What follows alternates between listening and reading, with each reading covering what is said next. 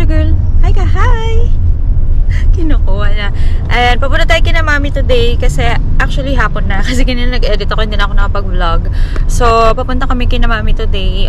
May dadalhin kami mga damit. Ay, dapat pala nadala ko yung bibigay ko kay, kina Chino, no? Yung, kasi nagde-declutter nga kami. Tapos yun, may kukunin din kami doon. Tapos dadalhin yung mga pinaglagyan ng mga ulam-ulam. Ayan. Si Kuya Orion lang kasama namin. At saka si Moja. Ayan. At saka si Papa. Driving. Saglit lang naman. So, ayan, mamaya. And then, si Kuya Yil naiwan sa bahay kasi may Shopee ako. So, yun. Yun ang work niya sa bahay kapag, wala pa kasi siyang pasok. So, siya, sa 8 pa, no? Sa Monday. Sa Monday pa yung pasok nila. Yun. Ayan. Monja girl! Wala pa pasok.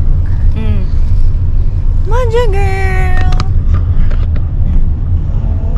Hindi ka naman nakikita, anak? Noong ko lang nakikita. Hindi ka nakikita. Alayo, ibigay yung camera. Kinuha na niya. Hindi ka nakikita. Yung noong mo lang. Come on. Mamaya na, mamaya na. Hindi ka na kasi nakikita.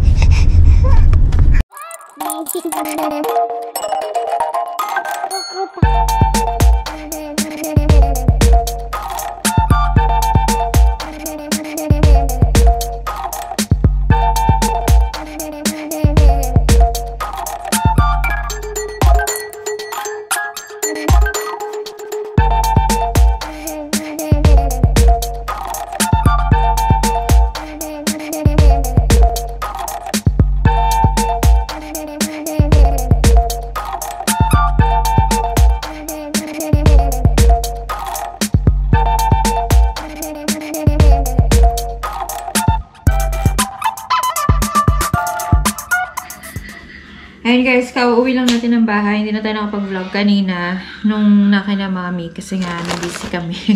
Ayan. So, mag-iinit lang ako ng ulam. Ito yung pinadala kanina ni mami. Ayan o. Hito. So, pritong hito pero air fryer ko na lang siya para uminit at saka munggo. Ayan. So, init lang natin sa ating air fryer. Pakita ko pala sa inyo yung air fryer namin. So, nabili ko siya sa Shopee. Pero siya? Hanabishi yung brand. So, gamitin natin. Nasaksakan na yan. Hanabishi yung brand. Digital air fryer na siya. Kasi dati kong nabili na air fryer, syempre bumigay na. Anyway, mura lang naman yun sa Shopee. So, ayan. So, pakita ko lang sa inyo. Ayan guys. So, ito yung digital air fryer natin na Hanabishi nga. Malaki siya. So, kasya yung isang buong manok dito. So, turn on lang natin siya. And then, dahil yung iinitin natin, luto naman na siya. Yung hito. Ayan, yung fish. So, click lang natin yung fish. And then, masaset na yung temperature niya. At saka yung timer, 10 minutes. Pero, luto naman na kasi siya. So, bawasan lang natin yung time niya. So, gawin na lang natin siyang mga 4 minutes. And then, click on parang play. Ayan. So, para mag-umpisa siya. Pero hindi ko pa pala na ilagay, so let's pause it first. Kalimutan ko ilagay yung ating fish. So, ilalagay muna natin yung fish. Yan. So, lagay muna natin yung fish natin sa loob ng ating air fryer. Yan. Pwede yung aluminum foil dito. Unlike sa microwave, hindi pwede yung aluminum foil. So, dito pwede. Yan. So, then, nandun na siya. Nakaset na siya kasi kanina. So, play lang natin. And then, let's just wait para maluto ang ating Luto na siya, actually. Iniinit lang natin siya. Instead of iinitin natin sa microwave. So, dito natin siya initin sa air fryer. And then, syempre, yung ating munggo. So, yun ang ating iinitin. Yan, naka-plastic pa siya. Initin natin yung munggo natin sa microwave. Kasi hindi naman siya pwede sa air fryer. So, initin natin siya sa microwave. And, pauwi lang kasi namin. Medyo gabi na. Anong oras na? Past 6 na, no? Check natin. Hindi ko nakita kung anong oras na. Clark, eh. 6:17 na. So, yan. Initin man natin ang ating munggo.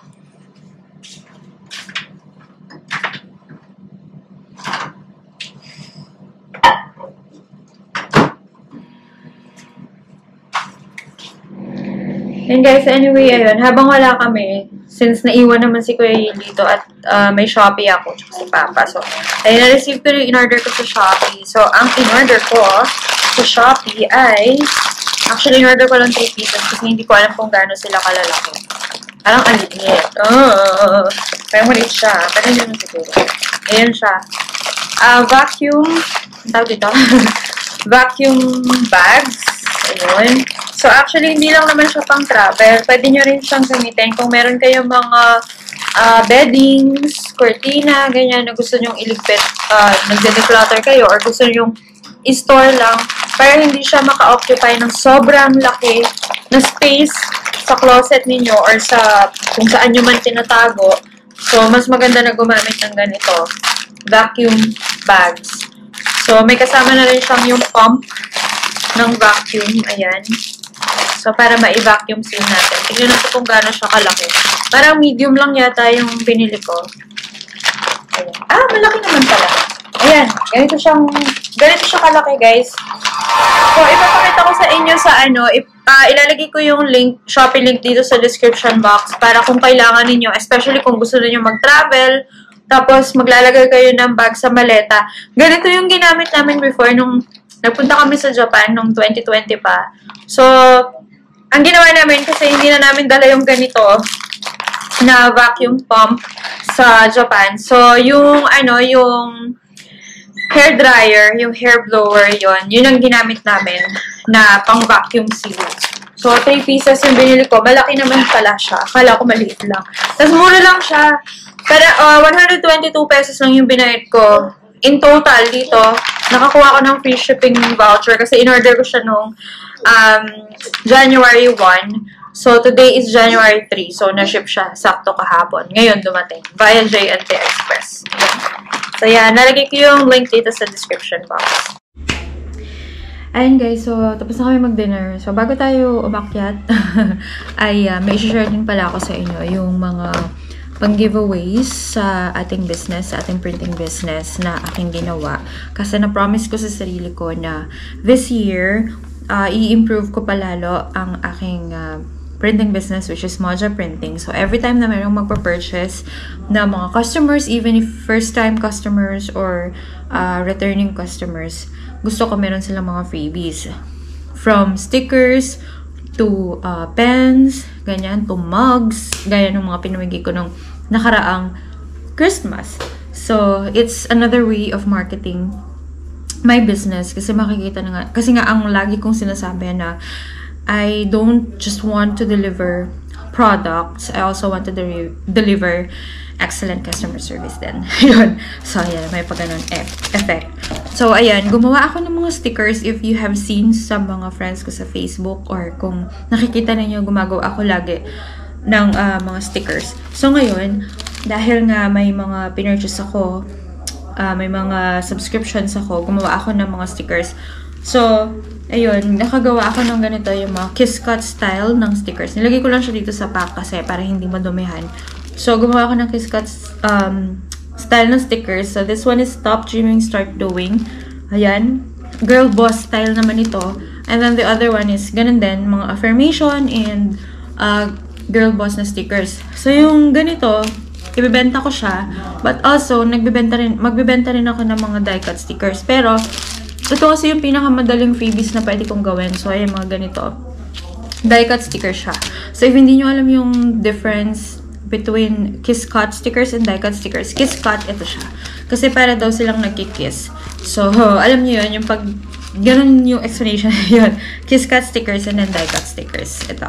Die cut stickers is, ayun siya, yung naka-shape siya doon sa mismong image or kung ano man yung drawing or clip art na nilagay niyo doon sa stickers. And then, I made some backing. Ayan, backing nung mga die-cut stickers. Just as, almost the same ng mga pinamigay ko. Ito kasi yung pinamigay ko, ganito yung mga backing. So, may natira pa. So, pwede ko pa siyang gamitin. And, nilagay ko na rin doon yung find us on Facebook. Pwede nyo siyang scan yung QR code, and then yung logo natin, and then yung bago naman, ang ginawa ko is, ayan, yung mga dati to. Pero gagamitin ko pa, pwede pang gamitin. Ang ginawa ko is, pinagmukha ko siyang parang Valentine's, kasi January na ngayon. So, para medyo cute-cute ang design niya, ayan. So, ganyan, iba-iba, ayan. Mga hearts.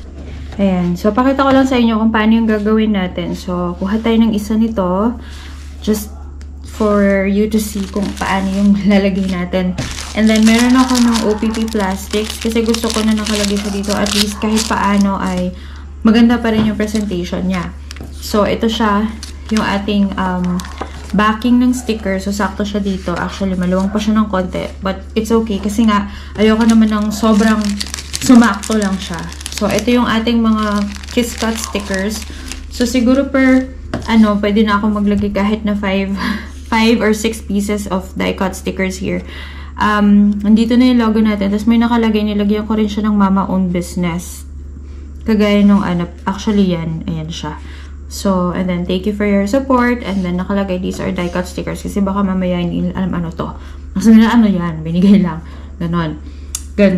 So, maglagay tayo. Pili lang tayo. So, ayan. Achieving my goals. Mga affirmation quotes. Ayan. Tapos, lagyan natin na okay, ayan. 3 na yan. So, lagyan natin din ng coffee. Coffee is life. 4. And then, pinapakita ko lang sa inyo yung mga sample na pwede natin ilagay. And then, maglagay din tayo dito ng ito, yung halaman. Ayan, 4. Gawin na natin siyang 6 pieces. 5 na siya, diba? 1, 2, 3, 4, 5. Ayan, gawin natin siyang 6 pieces. Para masaya, diba? Baka naman sabihin, nagbigay ng free. Pero, free nga diba? So, ayan. So, lagay lang natin siya dyan. So, para maganda, ayan. Lagay natin yung achieving my goals is compulsory. And then, lalagay na natin siya dito sa ating OPP sticker. OPP plastic. Ayan. OPP plastic. Ayan siya. And then, i-close lang natin siya or isi-seal lang natin siya by removing the plastic there. Tapos, ayan. Sealed na siya. So, ready na siya para maging pang-giveaway every time na may order sa akin. Para at least naka-ready na siya. Hindi na ako gagawa-gawa. So, kuha lang ako ng kuha dito sa aking container ng mga pang-giveaway. And one of the reasons din pala kaya gusto kong maggawa ng mga ganitong giveaways for my customers. Kasi natutuwa rin akong gawa ng gawa. Diba, kapag gawa ko ng gawa, syempre nagta-trial and error ako minsan. So, sayang naman. So, saan siya mapupunta? Hindi ko naman din, parang, kahit gusto ko siyang gamitin for myself, hindi ko rin siya gaanong magamit. Kasi nga, medyo busy nga ako sa mga ginagawa ko. So, ayun. So, diba, ang cute niya, diba? So, even if ito lang yung ilalagay ko na freebie, kasi ang balak ko is yung freebies na ilalagay ko, it depends sa amount na na-order nila. So, siguro pag very basic lang yung na-order nila, so, yun ang ibibigay ko. So, depende. Depende sa hierarchy. So, may hierarchy rin. Siyempre, hindi ko naman bibigyan ng freebie na mug kung ang in-order niya less than 100 pesos or 100 pesos. Siyempre, may costing pa rin naman yun. Mas mahal pa yung benta ko dun sa mug kesa dun sa in-order niya, diba? Parang ganon. Siyempre, iisip tayo kapag gusto nating lumakas yung mga paninda natin and gusto nating ma-feel ng customer natin yung presence natin. Isip tayo kung ano yung mga pwede natin gawin. And that's one of the marketing strategies na gusto kong gawin this year for my printing business. Magdagdag ng mga freebies every time na may order. Hi, bye. Bye ka na. Good night. Good night. Gusto niyo ko magawaya. Hindi